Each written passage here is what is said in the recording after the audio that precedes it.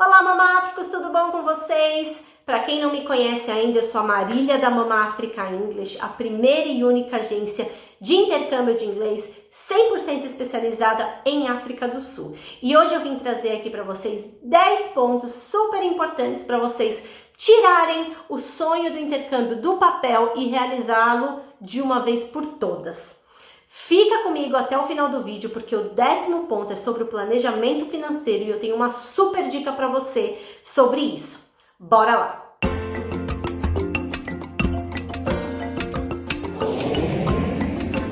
Primeira coisa que eu quero falar é o que significa a palavra intercâmbio. Intercâmbio está relacionado com troca. Então, quando você vai para o intercâmbio, isso quer dizer que você vai vivenciar culturas, costumes e a língua de outro local. E é aí que você troca experiência linguística e aprende outro idioma da forma mais eficiente e eficaz que existe até hoje. O segundo ponto é planejamento, planejamento e mais planejamento.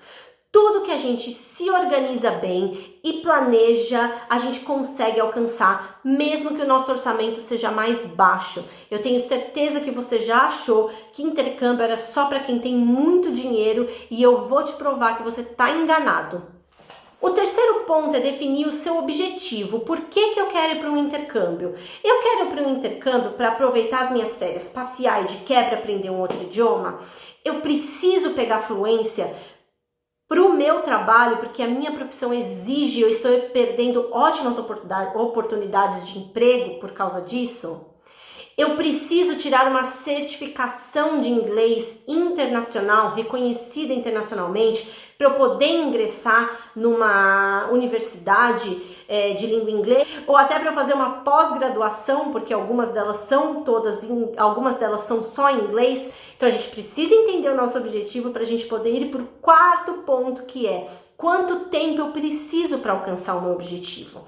Então, se você precisa pegar fluência, mas o seu inglês é bem básico, você precisa ficar mais tempo lá, tá? Porque se o seu inglês é bem básico, o primeiro mês vai ser adaptação com o local, adaptação com um novo idioma na mente. Aí o segundo mês é onde você já começa a pegar fluência, terceiro, melhor ainda. Então, se o seu inglês é bem básico, quanto mais tempo você puder ficar, melhor.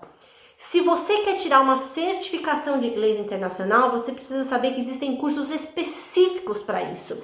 E as escolas geralmente ministram esses cursos em datas específicas. Então é super importante saber sobre isso também.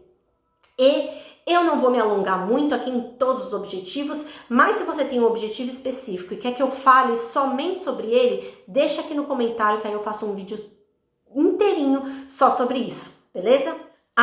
Vale ressaltar, antes de eu ir para o quinto ponto, que ninguém se torna fluente em um idioma em um mês. Se alguém falar isso para vocês, é mentira, tá? Se o seu inglês é super básico e você só pode ficar um mês lá fora, você não vai voltar fluente. Porém, você vai voltar muito mais confiante, porque quando a gente estuda inglês no Brasil, a gente tem aquele bloqueio. Eu sei, eu já tive isso. A gente tem aquele bloqueio de que eu não consigo falar inglês. Inglês não é pra mim. Agora, quando você vai para um intercâmbio de um mês com inglês básico, você se virou lá, você comeu, você passeou, você passou pela imigração no aeroporto, você fez tudo isso, você quebra essa barreira de que você não consegue falar inglês de jeito nenhum, você percebe que mesmo com o inglês básico, você conseguiu se comunicar, você conseguiu aproveitar e aí você quebra essa barreira que você tem de que você não consegue falar inglês e aí o seu inglês deslancha quando você volta para o Brasil e estuda aqui, tá? O quinto está relacionado com o quarto, porque é quanto tempo eu preciso para alcançar o meu objetivo, quanto tempo eu preciso ficar lá fora para alcançar o meu objetivo. Então, como eu falei, se você trabalha como comissário de bordo, por exemplo, o seu inglês é super básico e você precisa ficar fluente, você vai ter que ficar lá pelo menos 3 meses. Agora, se você já fala inglês, mas você só quer pegar mais fluência, você só quer manter ele e dar um upgrade nele, né? Dar uma melhorada nele, um mês é legal, tá? Agora, se você precisa também estudar para uma prova específica, Provavelmente você também vai ter que ficar mais de um mês para você estudar bastante para depois poder fazer a prova. Então, entenda o objetivo, entenda quanto tempo você precisa e aí você tem que entender quanto tempo você pode, porque de repente você quer ficar 3 meses, mas você só pode ficar 1. E aí o que você vai fazer? Você vai potencializar o seu intercâmbio. Você vai estudar o máximo que você puder antes de embarcar, você vai assistir muita série em inglês, você vai ler, você vai escutar, para o seu cérebro já chegar lá com a chavinha do inglês meio que ligada, tá bom? Agora eu quero saber aí de você se você tem alguma dica para mim que eu não falei aqui para potencializar o seu inglês antes do intercâmbio, de embarcar para o intercâmbio, deixa para mim aqui embaixo, tá bom? O 6º ponto é o destino. Gente, vocês precisam entender que não adianta você ir para um lugar que é frio o ano inteiro. Se você odeia frio, você não vai curtir, tá? Então você tem que entender o destino que você está indo. É importante também você entender sobre a moeda do local. Se aquela moeda é mais forte do que a nossa, o seu poder de compra lá cai. Se a nossa moeda o real é mais forte do que o lugar que você está indo, como a África do Sul, por exemplo, o seu poder de compra lá aumenta, então você acaba conseguindo aproveitar mais. Então, mesmo quem tem um orçamento mais enxuto, consegue aproveitar mais em destinos como a África do Sul, por exemplo, porque a nossa moeda é mais forte e o nosso poder de compra aumenta por lá. 7º ponto, passagens aéreas. Ah, Marília, mas a passagem aérea varia muito. Eu sei que varia, mas dá para ter uma ideia de preço, uma média. Então, vamos supor, eu quero ir fazer um intercâmbio na Austrália. Eu quero porque quero. Só que, gente, uma passagem aérea para a Austrália, em média, 4.500 a 5.000 reais, tá? Então, você precisa ter em mente quanto você gasta mais ou menos de passagem aérea para o intercâmbio que você quer, para ver se ele tá compatível aí com o que você pode pagar. 8º ponto, seguro saúde. Mesmo que o destino não te obrigue a fazer um seguro saúde e viagem, tá? Eles são juntos, conectados. Mesmo que o seu destino não obrigue, você precisa fazer, tá? A África do Sul, por exemplo, não é obrigatório, mas você precisa fazer, porque se você ficar doente, precisar de um pronto-socorro, é ele que vai te ajudar lá, tá? Então, caso você vá para um destino que o seguro viagem é obrigatório, é super importante você saber pesquisar quanto que o país que você está indo exige que o seguro cubra em certas despesas.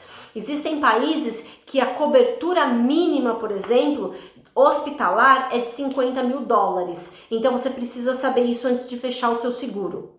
9º ponto é a acomodação. Gente, o intercâmbio geralmente ele oferece 2 tipos de acomodação: casa de família e residência estudantil. Vocês precisam entender como cada um funciona, os prós e os contras de cada tipo de acomodação, para você ver o que se encaixa melhor com o seu perfil. Prometo para você que não vai ser legal você passar 1, 2, 3 meses num tipo de acomodação que não tá muito ali conectada com o seu perfil. Não vou me alongar sobre isso. Se vocês quiserem um vídeo só falando sobre os tipos de acomodação, deixa nos comentários aqui para mim que eu faço um depois, tá bom? Então existem esses 2 tipos geralmente. Agora, se você quer um lugar só para você, eu quero um kitnet para mim, um apartamento. Aí a forma mais fácil é pelo Airbnb. O Airbnb é como se fosse uma imobiliária virtual, sem burocracia, tá? Que você entra lá, vê as disponibilidades, negocia tudo online e vai para o seu apartamento, o seu kitnet que seja. Eu tenho um link aqui que dá desconto de R$ 179 para a primeira reserva, mas é só através desse link. Eu vou deixar aqui na descrição para quem quiser alugar pelo Airbnb. E o 10º ponto que eu falei para vocês que é super importante é que nós da Mama África criamos a poupança intercâmbio. Como que isso funciona? E isso tem, gente, ajudado muita gente que tem um orçamento um pouco mais baixo e quer realizar o sonho do intercâmbio, porque todo mundo tem esse direito, todo mundo pode. E aí, por conta disso, a gente criou a poupança intercâmbio. Como ela funciona? Vocês podem ir depositando, transferindo ou pagando através de boleto o valor que você quer, que você pode e quando você pode. Então, Marília, esse mês eu quero depositar para vocês R$200. Deposita, a gente coloca lá, te manda o recibo, né, de comprovante de pagamento e vai computando lá. O mês que vem eu quero pagar 500, beleza.